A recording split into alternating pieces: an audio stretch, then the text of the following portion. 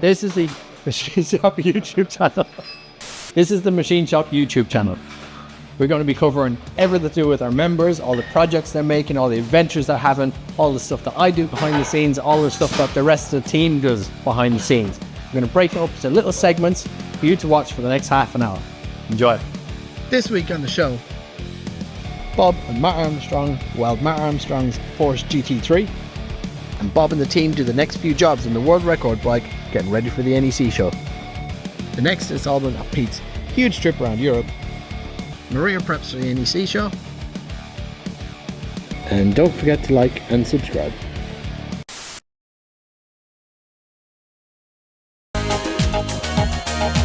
You fuck off as well. Monster Energy. We're sponsored now. So what are we doing today then, Bob? Had a text from Matt Armstrong to go up and weld something together. He's not really told me what it is. I know it's made of aluminium, so I'm going to bring my TIG welder and some aluminium rods, and we're going to weld a thing.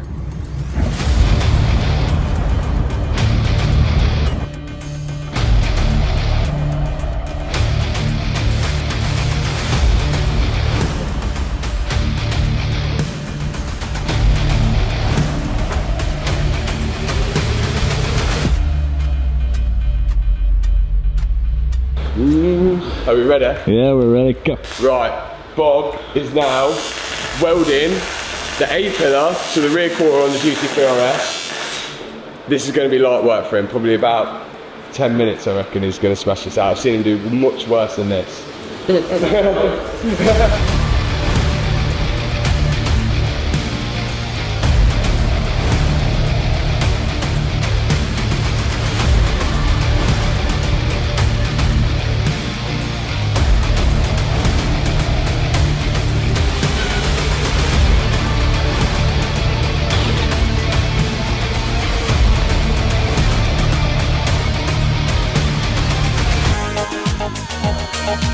So yeah, I'm going to flat this weld down before it goes to the body shop, because if it goes to the body shop and then there's holes and I have to weld it again, so I'm just going to cool. Checking for penetration.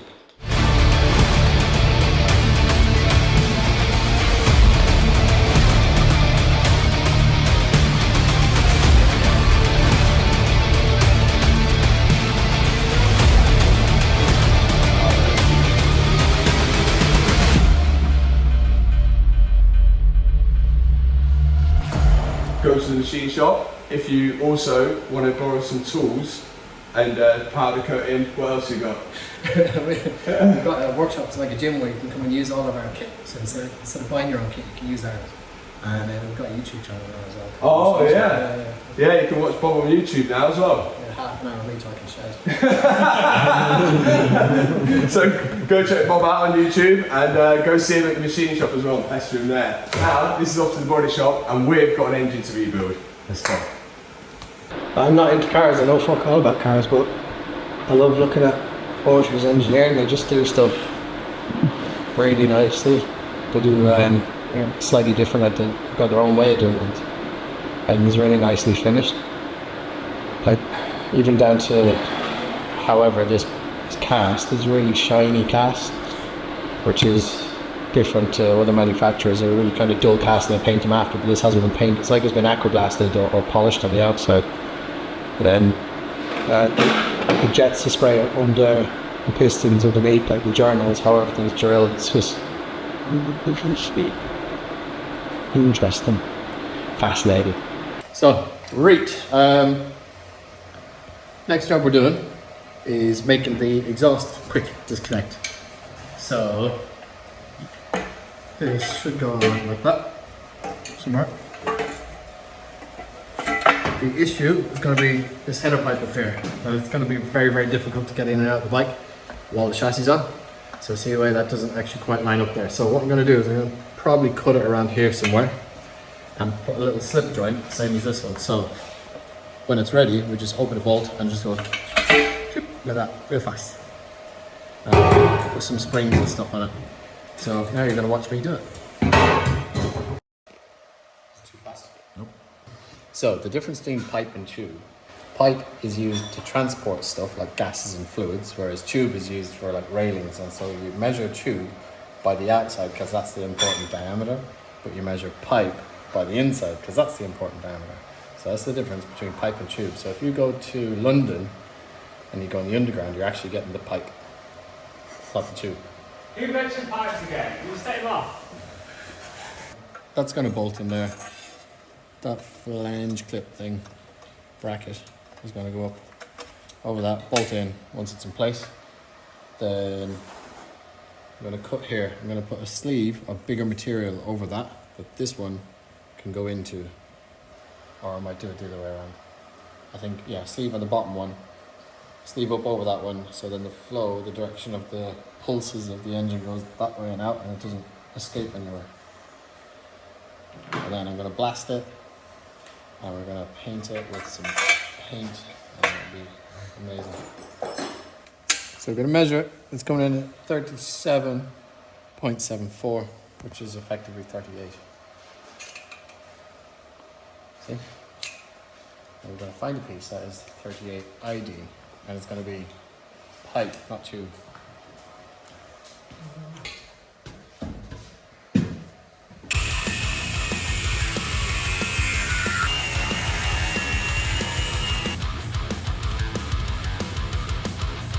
Pipe.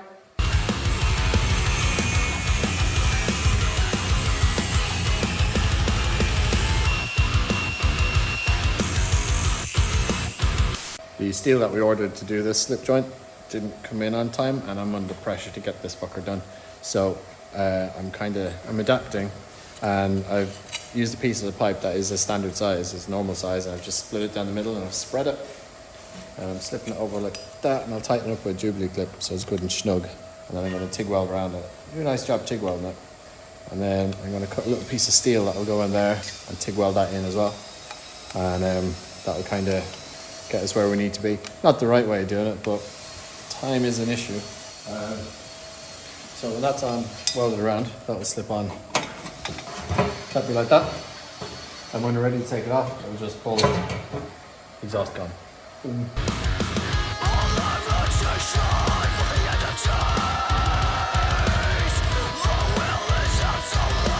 I'm a very positive person. My base level positivity is incredible. I just scowl a lot. Keeps people away from me when I'm busy. If I look angry, everybody stays away from me. Don't tell anybody though. I'll trim that up and it will look smashing. I'll take that in and you'll never know. You'll never know. How would they know? Show me your nuts. Brass nuts. Brass nuts are actually bronze nuts. So they're heat proof. So usually when you put nuts on these, they get all corroded and shitty, and then they snap when you try and take them off. But if you put these ones on, that doesn't happen.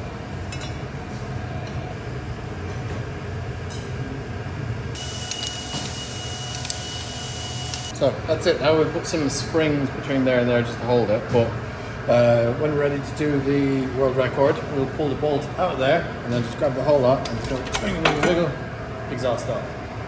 Cool. First quick release bit done. Done! Next job I'm going to do is make the quick change mechanism thing for the back of my bike. The idea of it is spin this bolt out, put that out, the wheel won't drop, it just stays stationary. The reason for that is we want it to be able to locate really fast after. So if it moves, it's going to be in the wrong place. So we're going to make two little ledges at the bottom here, so when we slam the wheel in, it goes into the same place every time and push the wheel spindle through. That'll make a bit more sense when you actually see this bike working properly.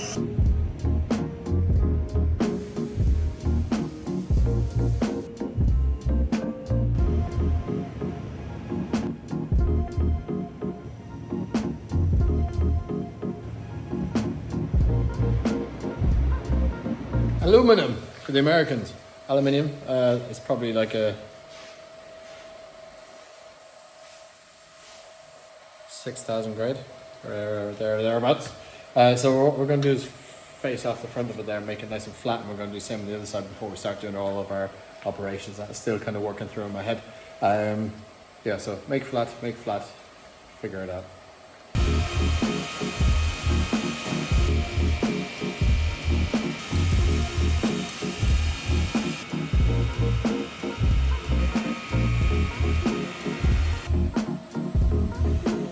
So we've got this big block of aluminium. We're going to take a scoop out the middle of it so the swing arm can go down the middle.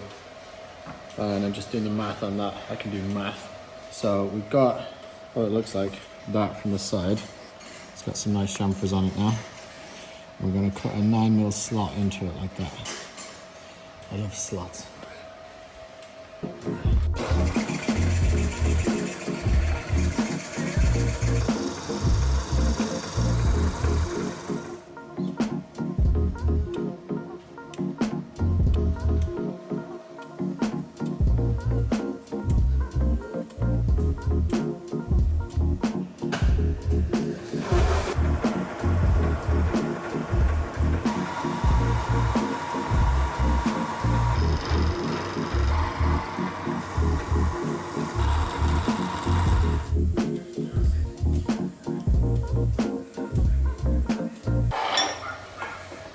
I'm really happy it fits. It could have been embarrassing.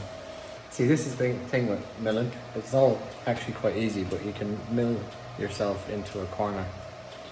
So I've made this nice slot in here because I got too giddy and I wanted to see it on the bike, but I've not thought about the operation that I need to do on this side. So I need to take another pocket out of here for the wheel to go into. And now I can't hold it in the chuck anymore in the lathe to make that pocket because I've removed all the material to hold it by, so I have to figure something else out.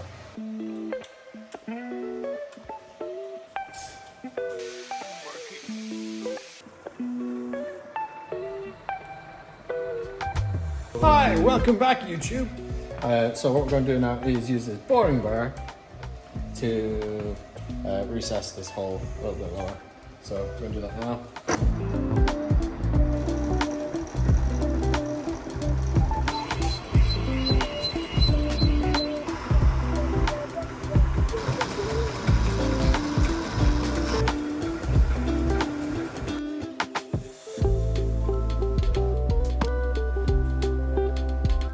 So I'm going to make spacers similar to this that will go into the wheel like that. And instead of being this conical shape, it will just be square. This will go like that. And then when that's in the side of the wheel, it will just go up like that, in and sit perfectly.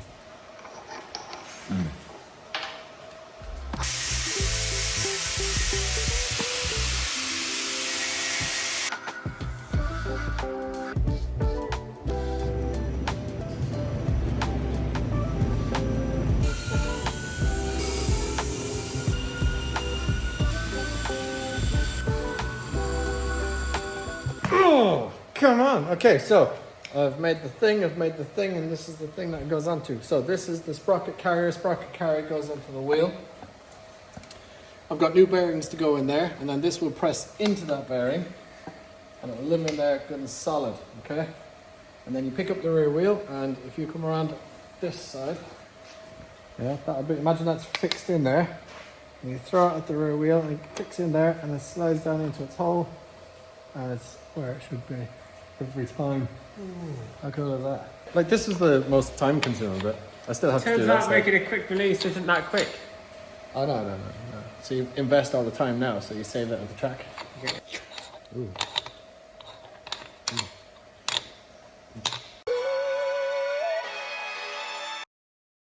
Welcome to another episode of Pete Travels Around Mediterranean Countries. Having spent an admittedly quite nice day in Venice, we're heading down to Croatia via Slovenia. Now, Slovenia is quite a beautiful country actually. Also, I'm told by my friends because this is one of the few nice photographs I got of it. Apparently it also looks like this sometimes, or at least Google would lead me to believe so, but for us it was so windy I had to hold on to my pastry so it didn't get blown away, and it was so wet that I thought I was back home. I've got no video footage because it all looked like I was just scuba diving and it was useless. One of my few memories of the country was doing a water crossing on the Aprilia. Unfortunately that water crossing was a road. It's not like the Aprilia has particularly low mounted panniers, but in this case they were pretty much scraping the top of the water. This is one of the few things that the Aprilia did well, like having 3 neutrals. It's not a bad bike, there's just other bikes I'd rather ride, and more to the point bikes that will actually try to kill me less despite their appearances. This pan-European got me all the way to Norway and back, looking like an absolute trash heap, and if pressed it's even capable of some mild off-roading. Mostly. And look at this delectable individual serving of camembert. We can actually read the speed markings for both kilometers and miles per hour. And if we have a look at the Aprilia, Enhance. The blue backlight stops you being able to read the kilometers an hour. It's not the worst thing in the world, but this is the bike called the Capo Nord. It's literally designed to traverse Europe. Made by an Italian company, which actually in retrospect is probably a response to all my criticisms. Also, the turn signals only work when they're damp. Le frecce funzionano quando decido io, hai capito? Anyway, back to complaining about the weather instead of the motorcycle. Coming out of Slovenia into Croatia, we actually got some respite, although it was like a large thunderous cloud was chasing us the entire way down the coast. It pretty much became a third partner in our journey looming in the background, and there's Dad looking incredibly unenthused. But as ever, the snacks were great, and just the incredible scenery helped keep our spirits high. Despite feeling like a character from The Great Escape, and the next day actually started quite well. We're headed from Croatia to Montenegro with a luggage full of freshly dried clothes, courtesy of our lovely Airbnb host, and all the threatening clouds seemingly behind us. I even did some filming, spurred on by the blue skies and the beautiful coastal scenery. We knew this was going to be one of the longer days on our journey, so we stopped off early for a spot of brunch, and were joined by our ever-present friend, the trailing cloud system. Hello. I can't speak much for the rest of the country, but the coast of Croatia is an incredible ride. We pretty much followed the E65 all the way north to south, and that's something I can honestly recommend. It's another one of those the world is changing around you moments. We took this impressive but mildly terrifying bridge in order to avoid the country of Bosnia. It's apparently quite a nice place, anecdotally, and we were tempted to visit, but this is another victim to our smorgasbord of Europe approach. It is important to note though, about halfway down Croatia, the road surface will go on you. My friends had told me about this and I didn't really believe them, but then I hit the point of the road where suddenly it felt like more polished glass than tarmac, which is an incredible pairing with a windy coastal road with dead sheer drop cliffs. A special note to the sat-nav of the trip, which was a Samsung that I bought in Hamburg, wrapped in a Tesco food bag with a quad lock adapter stuck directly onto the back of the phone. Worked fine. And my pro tip for this one is to download all the maps for the areas as offline maps in Google Maps. That way when you've got no signal in Montenegro, you won't get stuck. Another victim of the European cheeseball trip was the Bay of Kotor. It was already getting late, so we decided to skip the 40km round trip and take the ferry instead, which was incredibly un-British. Not to say we don't like a good boat, it's just that buying a ticket was more like a Black Friday sale. I felt right at home when we actually arrived though. The border crossing from Croatia to Montenegro was very relaxed, professional, felt safe, which was very welcome considering the conditions. However, it was worth it. We had caught glimpses of what Montenegro could be like, but with conditions in the long ride, it was just survival mode when we arrived. We did have some fun moments, like a plane nearly landing on our heads, but it's a really different country in the sunshine with the clouds boiling off the mountains. But all good things come to an end, and with that, on to Albania. Now Albania's got a bit of a reputation. When I was planning this trip, a lot of people advised me to ignore it completely and just go by ferry to Greece. And I couldn't help but worry a little as we approached the border. Yeah. We did see this GTS Thal though, which was an interesting one. I'll be as polite as possible. I wouldn't really recommend Albania. It's a bit desperate, a bit terrifying. After being basically waved through border control, we saw multiple English cars pulled over for no discernible reason. And if I was feeling particularly kind-hearted, I would describe driving in the city as a scrum. At one point my dad put his hand on the car's bonnet to get the driver's attention. Beautiful landscapes, but not really worth getting stabbed or killed for. Thankfully over the border, Crystal Piki was much more welcoming. Now firmly in Greece, we're going to ride across northern Macedonia to Kallikas, the gravesite of my great uncle, which is actually the whole point of the whole trip. After nearly 2,000 miles of travelling, it was quite nice to have the stabbiness and slightly dodgy roads behind us, and while the Tesco sandwich bag sat-nav was still going strong, it was nice to have the creature comfort of actual internet connection, and the ability to, call an ambulance if we needed to. But this is it. This is the road down to the Saragol military cemetery in Kallikas, a very unassuming place, and it was kind of surreal in all honesty. The meaning of this trip was a lot stronger for my dad, who, printed out the t-shirts and everything, so he was emotionally invested in this. But this is still the furthest I've ever been, actually, in my life from home. So it was nice to be doing it in a way I love travelling, with the independence of being on a bike, and obviously with my dad. So, until next time, when I start to return home. Here's the last one. I'll just start from over here. Hello and welcome to my studio. This is very me, by the way. So I have a very long background in graphic design. I studied product design at university. I've done arts, I've done costume design, props, and all sorts of creative professions. So naturally, I have a tiny workshop in my house, which I call my studio. In my studio, I have a vinyl cutting plotter, I have heat presses, I have printers, tools, machinery that all help me create things. it's my creative space. So today I'm creating some new signage for Motorcycle Life, which is the show that we have coming up. And we already have a lot of signage that I've already made for the other shows, but we need some new ones. So today I'm gonna make them, and I thought I'd show you how it's all... I thought I'd show you how it all gets made. So with this new feature that we're introducing this year, we wanted to make it almost like those interactive museums that you go to. So it's not just a feature, but you actually learn something. So I've designed and created these little information boards next to each feature. So this is what we're going to create today. It is these ones here that explain what each thing is. And then they're going to have these 3 boxes with pictures that I'm going to print separately. So now we're going to cut all the white vinyl and all the yellow vinyl that goes onto those signs.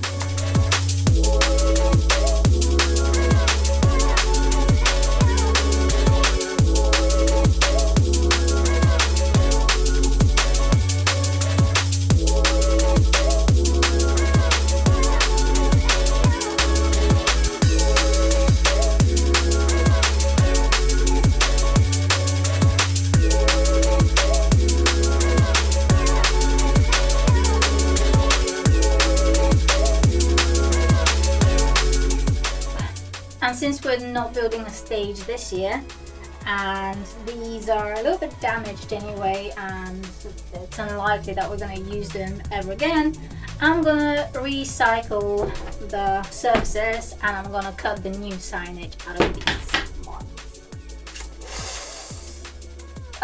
Let's do that.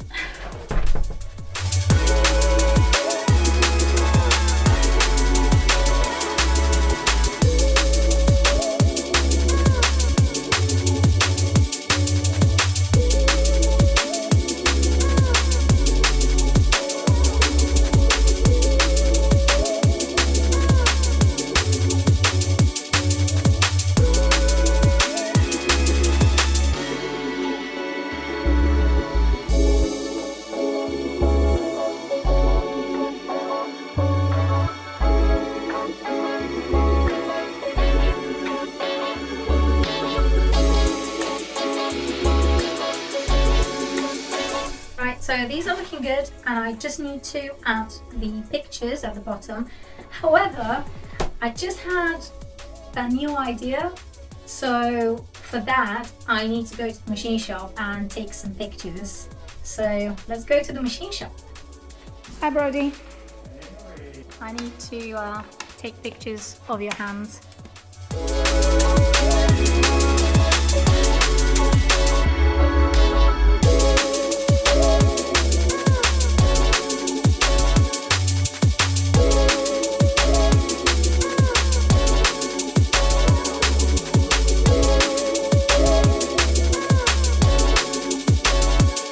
Well, I'm happy. Let's go and put them on at Motorcycle Live and let's smash it.